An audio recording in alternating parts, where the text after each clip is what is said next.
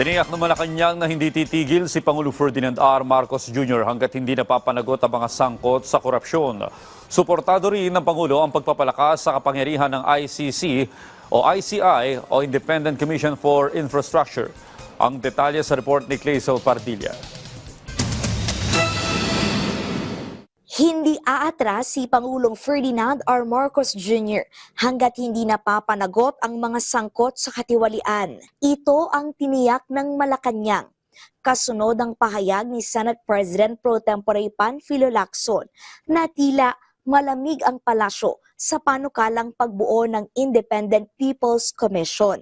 Ayon sa Malacanang, mismong ang presidente ang nagbuo sa Independent Commission for Infrastructure na nanguna sa paghabol sa mga individual na nasa likod ng maanumalyang flood control projects.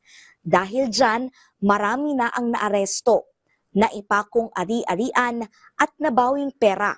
Kaya suportado ang palasyo sa pagpapalakas ng ICI.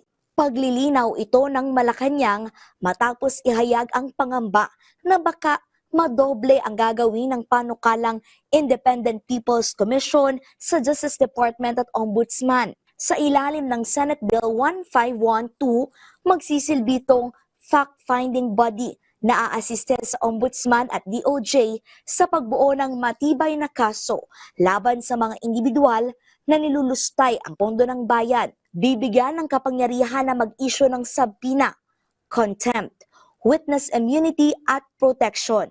Itatatag ito at magiging permanenteng kapalit ng Independent Commission for Infrastructure. Clazel Pardilla para sa Pambansang TV sa Bagong Pilipinas.